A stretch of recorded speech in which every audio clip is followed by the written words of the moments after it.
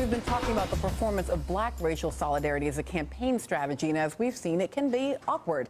But African Americans are not alone in experiencing the troubling effects of cultural appropriation. A classic play now being performed in Seattle is raising stark questions about racial and cultural attitudes towards Asian Americans. MSNBC anchor Richard Louis has this report about a controversial performance of the opera The Mikado. You cannot use someone's culture as entertainment and think that's okay. This is not an intellectual exercise. Outside Seattle's Repertory Theater, protesters argue the Mikado, a Gilbert and Sullivan opera, is racially offensive because of its fictional portrayal of 18th century Japan. While inside begins another performance of the 129-year-old comedy that's been performed thousands of times. What the protesters don't like about this traditional interpretation? They point to the twists on Asian names. Titty poo, yum yum, pish tush, just as offensive as painful slurs against African Americans, like Amos and Andy, and Al Jolson's portrayals in blackface. The expressions and gestures in the opera?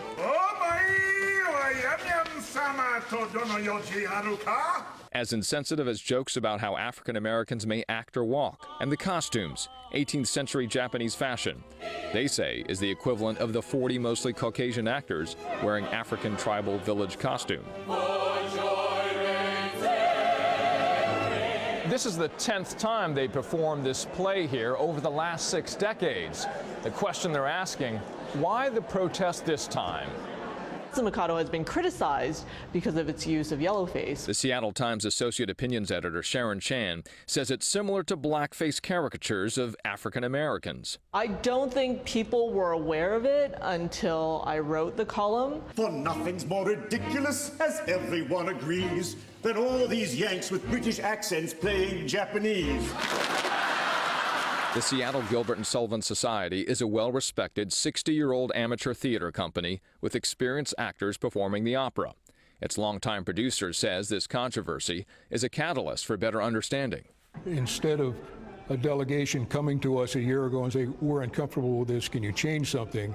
It whammed our opening weekend. Here was this article in the biggest paper in the Northwest. We're not putting down Japanese. We're trying to invoke an image of Japan as it may have been 130 years ago. In all the coaching that I've done with the actors, I don't think I've said a Japanese person would do this. This is really a British genre, and that's who we're poking fun at, is my ancestors. But the country's oldest Asian American civil rights group says it's poking fun at theirs. We are an old community that's been here for a long time, and there's been so much that's happened with discriminatory policies that has had a major impact, not only in the way we're perceived, but in the way we identify. The producer and director both say they're open to removing offensive parts of the Japanese meme. Moo, a performing arts company in Minneapolis, did that. Just as performances no longer use 150-year-old Uncle Tom portrayals, Moo updated names and costumes seen as pejorative to Asian Americans. Next month, a similar outcome may happen in Seattle, as both sides sit down together for the first time to hopefully build a compromise on this enduring and celebrated opera.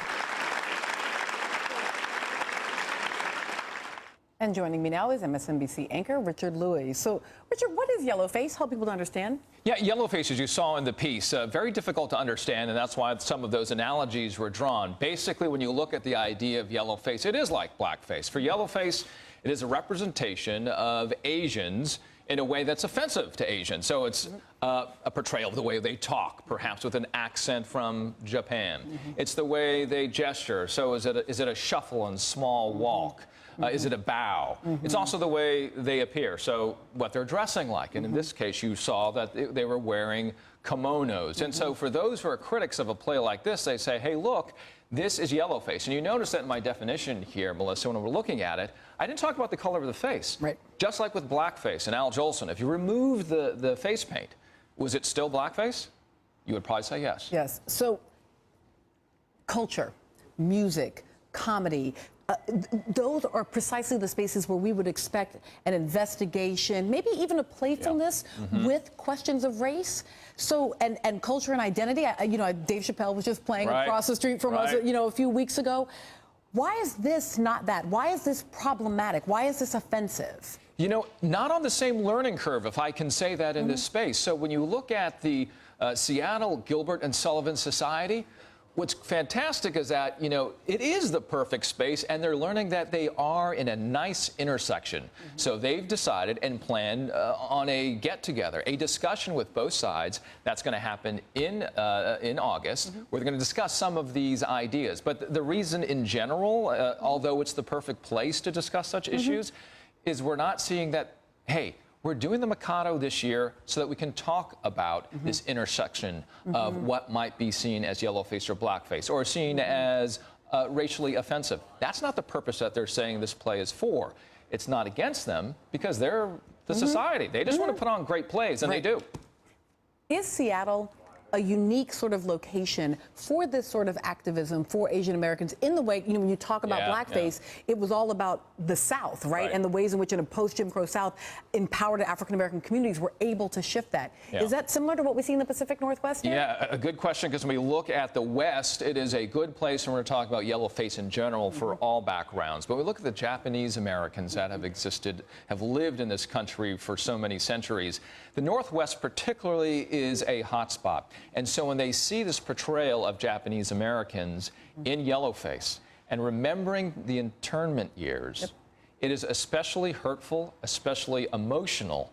And as the producer said, you know, he cannot necessarily understand that, and he accepts the fact that they may feel that way. So he's understanding of that.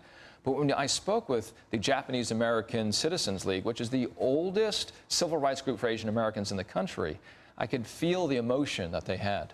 And that means that there is some possibility for change and for action. Thank you for your reporting, Richard. I greatly appreciate it.